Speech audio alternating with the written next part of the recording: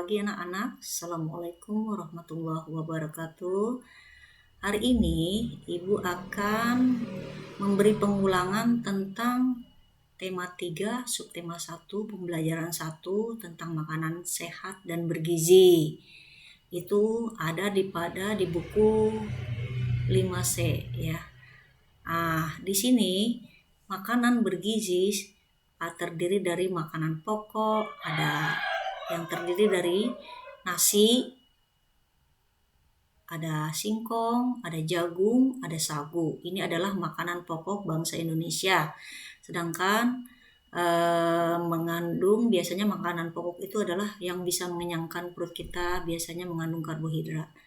Yang kedua ada lauk pauk yang terdiri dari hewani dan nabati.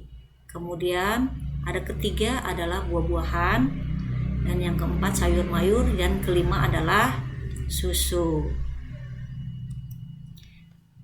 Apakah kalian selalu makan buah dan sayur? Nah, kalau kalian sering makan buah dan sayur setiap hari, maka pencernaan kalian akan baik, dan sehingga kalian akan selalu lancar pencernaannya, sehingga bisa buang air dengan baik. Di dalam makanan sehat dan bergizi itu dapat menjaga kesehatan organ pencernaan. Maka setiap hari jangan lupa selalu makan buah dan sayur ya. Rasanya kita mengenal jenis banyak makanan dari promosi yang disajikan dalam bentuk iklan. Nah, makanan-makanan yang dalam bentuk iklan ini biasanya disajikan dalam bentuk gambar dan tulisan yang bentuknya singkat, padat, dan jelas. Mari, apa sih iklan itu? Nah, kita saksikan bersama. Dilanjutkan, iklan merupakan suatu pesan tentang keunggulan suatu produk atau jasa yang ditujukan kepada masyarakat. Bertujuan membujuk masyarakat untuk membeli produk atau memakai jasa yang ditawarkan. Iklan biasanya dipasang di tempat umum dengan menggunakan kalimat yang singkat, jelas, menarik, dan juga menggunakan gambar yang sesuai dengan isi iklan. Media penyampaian iklan biasanya medianya dibagi menjadi dua, ada media cetak dan media elektronik. Untuk media cetak itu ada contohnya surat kabar, majalah, dan lain-lain. Sedangkan untuk elektronik contohnya adalah TV dan radio. Iklan biasanya disajikan dengan menarik, dengan kata kunci dan gambar yang sesuai dengan tujuan iklan. Kata kuncinya di dalam iklan adalah kata inti dalam iklan. Jadi inti yang akan disampaikan kepada khalayak ramai itu adalah sebagai kata kuncinya. Perhatikan contoh iklan berikut. Apa kata kunci dari iklan ini? Ada anak kecil yang sedang makan buah-buahan dan ada tulisannya makanan bergizi penting untuk perkembangan otak anak. Nah, kata kuncinya apa? Kata kuncinya adalah makanan bergizi penting untuk perkembangan otak anak. Artinya, jika kalian memakan makanan yang bergizi, maka itu akan meningkatkan perkembangan otak kalian. Ini di sini disampaikan untuk kepada orang tua agar memberikan makanan yang bergizi bagi anak-anaknya.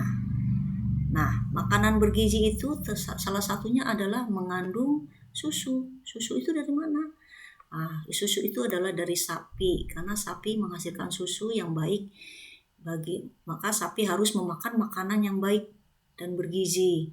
Nah, tahukah kamu makanan sapi itu apa? Ya, betul. Itu adalah makanannya rumput. Apakah kamu tahu bagaimana sapi mencerna makanannya? Nah, perhatikan tabel berikut ini. Nah, sapi termasuk hewan ruminansia. Apa itu ruminansia? Adalah kelompok hewan mamalia yang biasa memamah makanannya 2 kali. Ya, dan dikenal sebagai hewan memamah biak. Dia memakannya 2 kali, mengunyahnya 2 kali. Pada hewan ruminansia terdapat 4 bagian lambung dengan fungsi yang spesifik. Apa saja sih hewan yang termasuk ruminansia itu? Ada sapi, ada kerbau, ada kijang, ada kambing, ada domba. Itu termasuk adalah hewan yang memamah biak. Di sini ada gambar pencernaan sapi. Nah, di dalam pencernaan sapi itu kalian melihat pencernaan sapi, makanan sapi pertama dimulai dari mulut ya. Mulut ini terdapat ada lidah, ada gigi, dan salivah atau ludah.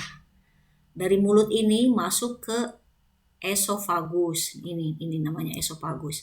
Esofagus itu adalah kerongkongan, saluran penghubung antara rongga mulut dan lambung. Ya, ini dari esofagus dilanjutkan ke rumen. Ini ya langsung masuk ke rumen.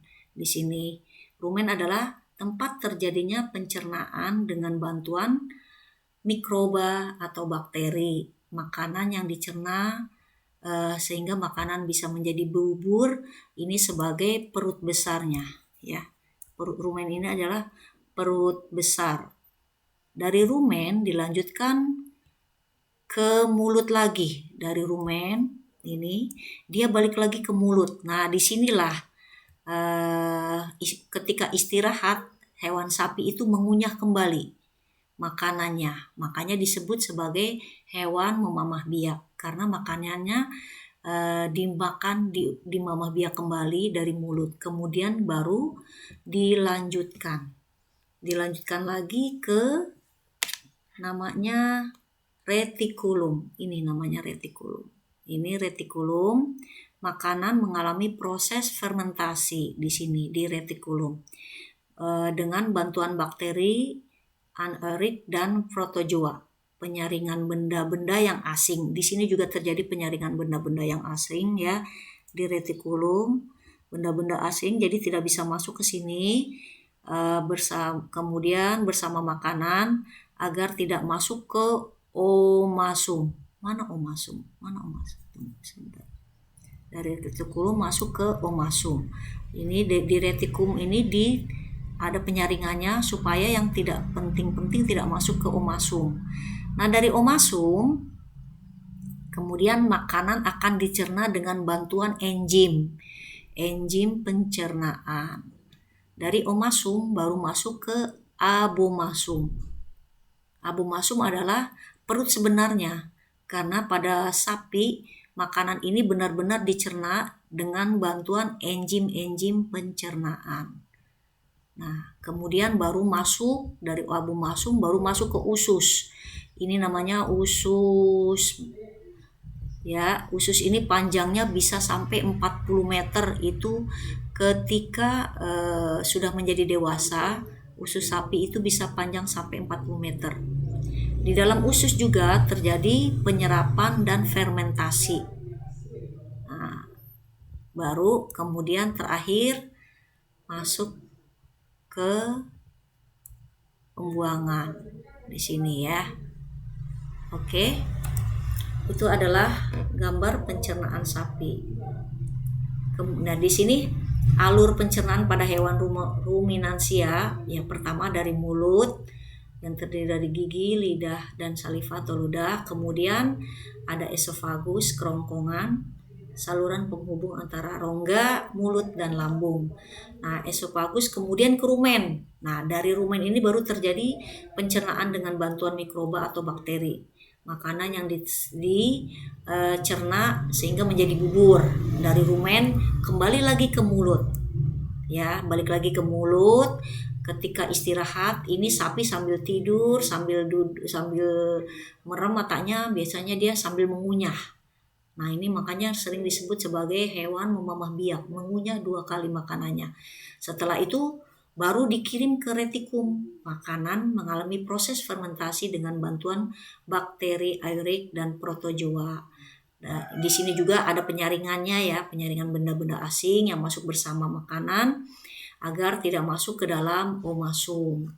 Di dalam omasum, makanan dicerna dengan bantuan enzim pencernaan, yaitu kemudian dilanjutkan ke abomasum, perut sebenarnya pada sapi. Makanan benar-benar dicerna dengan bantuan enzim pencernaan. Kemudian baru ke usus. Nah, dari usus baru ke pembuangannya. Demikian pengulangan dari materi tema 3 subtema 1 pembelajaran 1. Mudah-mudahan kalian bisa lebih mengingat lagi pembelajaran yang sudah diajarkan oleh Ibu.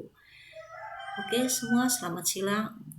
Wassalamualaikum warahmatullahi wabarakatuh.